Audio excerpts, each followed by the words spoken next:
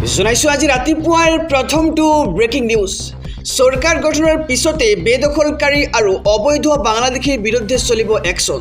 ৰাজ্যৰ মুখ্যমন্ত্ৰী ডক্টৰ হিমন্ত বিশ্ব শৰ্মাৰ অবৈধ বাংলাদেশীৰ বিৰুদ্ধে প্ৰথমটো প্ৰতিক্ৰিয়া। এই মুহূৰ্তৰ খবৰ জনাইছো। ইতিমধ্যে সাজু কৰা হৈছে তালিকা। শপত গ্ৰহণ কৰাৰ পিছতেই ৰাজ্যত চলিব আকৌ উচ্ছেদ অভিযান। বেদখলকাৰীক উচ্ছেদ আৰু অবৈধ বাংলাদেশীক লৈ ডক্টৰ হিমন্ত বিশ্ব শৰ্মাৰ প্ৰথমটো আৰু ডাঙৰ মন্তব্য। চৰকাৰ গঠনৰ পিছতেই বাংলাদেশীৰ ওপৰত লোৱা হ'ব কঠোৰ ব্যৱস্থা। এটা এটাকৈ চিনাক্ত হোৱা বাংলাদেশীক বিতৰণ কৰা হ'ব অসমৰ পৰা।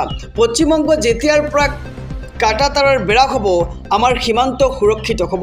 1.5 কোটি 2 কোটি মানুহক একেলগে আঁতৰাই পঠিওৱা সহজ নহয় বুলি মন্তব্য মুখ্যমন্ত্ৰীগৰাকীৰ। কিন্তু কাটাতাৰৰ বেৰ হ'লে নতুন অনুপ্ৰৱেশকাৰী অহাটো একেবাৰে বন্ধ হ'ব আৰু ইয়াৰ পিছত ভিতৰত থকা মানুহ বিতৰণ কৰা হ'ব। কেৱল ইমানেই নহয়, উচ্ছেদ কৰিও কঠোৰ হ'ব নতুন চৰকাৰ।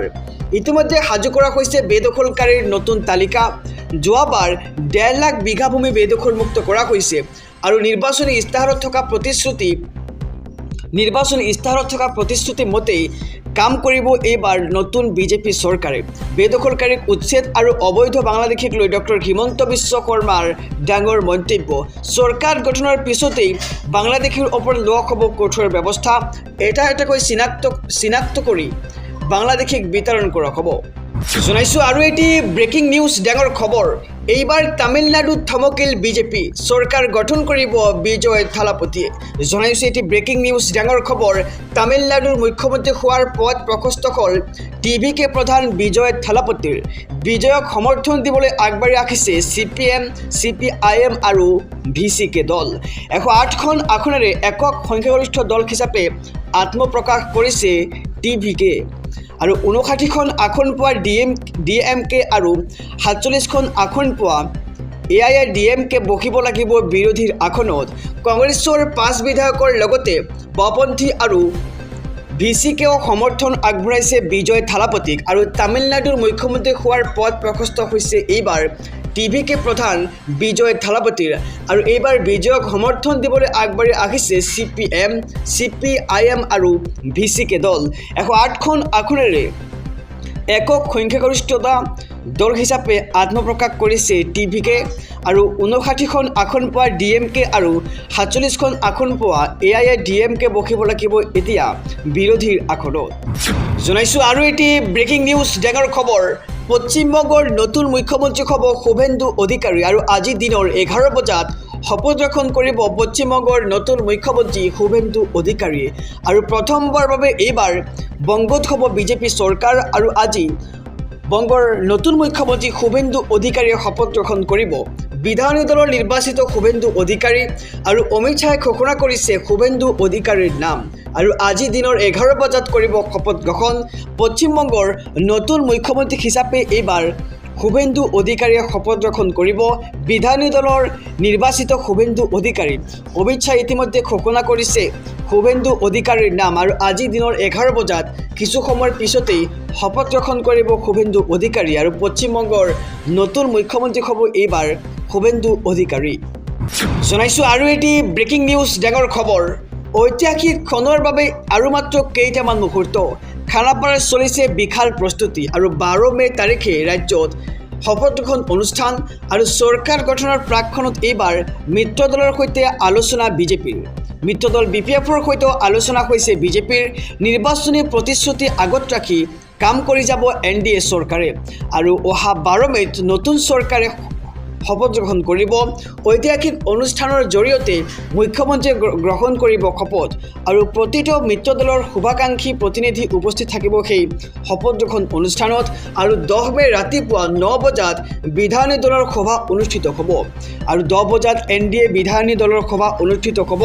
কাইলৈ অসমলৈ আহিব কেন্দ্ৰীয় পৰ্যবেক্ষক BJP নাড্ডা আৰু নৱাব সিং সাইনি। কেন্দ্ৰীয় পৰ্যবেক্ষকৰ উপস্থিতিতেই অনুষ্ঠিত হ'ব বিধায়িনী দলৰ বৈঠক আৰু 12 মে তাৰিখে এই বৈঠকৰ ঐতিহাসিক ক্ষণত মুখ্যমন্ত্ৰীয়ে গ্ৰহণ কৰিব শপত। জনাইছো আৰু এটি ব্ৰেকিং নিউজ, ডাঙৰ খবৰ।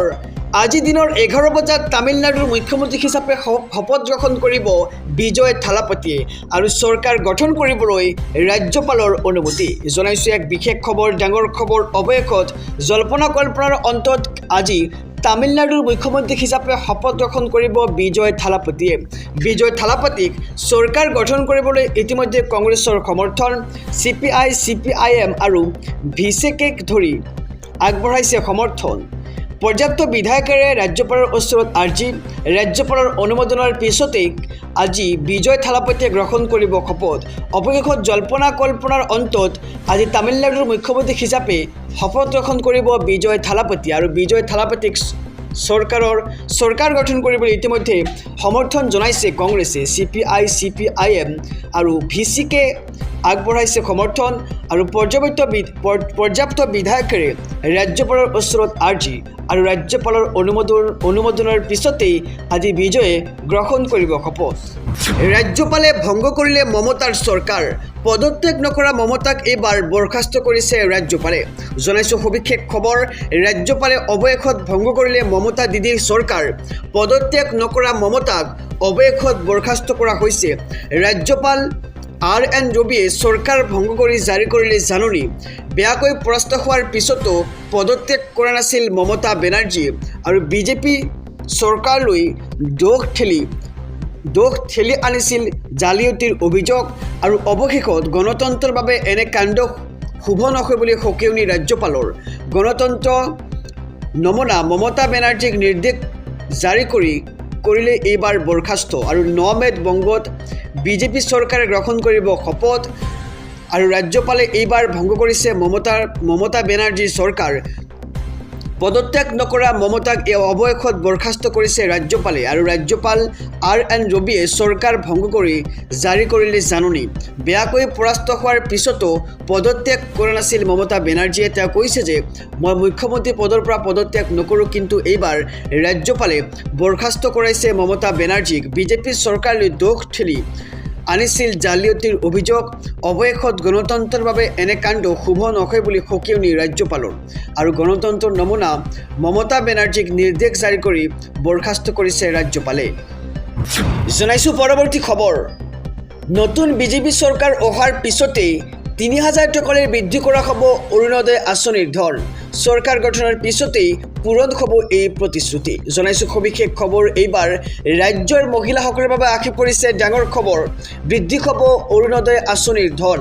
1250 টকাৰ পৰা 3000 টকা পৰ্যন্ত বৃদ্ধি হোৱাৰ সম্ভাৱনা অৰুণোদয় আঁচনিৰ ধন আৰু শপত গ্ৰহণৰ পিছতেই এইবাৰ মুখ্যমন্ত্ৰীয়ে পূৰণ কৰিব নিজৰ প্ৰতিটো প্ৰতিশ্ৰুতি। আৰ্থিকভাৱে সবল হ'ব ৰাজ্যৰ মহিলা। নিৰ্বাচনী ইস্তাহাৰত উল্লেখ কৰা সকলো প্ৰতিশ্ৰুতি পালন কৰা হ'ব এইবাৰ আখৰে আখৰে। যিমান প্ৰতিশ্ৰুতি দিয়া হৈছিল প্ৰতিটো প্ৰতিশ্ৰুতি পালন কৰা হ'ব এইবাৰ। ঐতিহাসিক বিজয়ৰ পিছতেই এই ডাঙৰ মন্তব্য মুখ্যমন্ত্ৰী ডক্টৰ হিমন্ত বিশ্ব শৰ্মাৰ। বৃদ্ধি কৰা হ'ব অৰুণোদয় আঁচনিৰ ধন। 1250 টকাৰ পৰা 3000 টকালৈকে বৃদ্ধি হোৱাৰ সম্ভাৱনা অৰুণোদয় আঁচনিৰ ধন।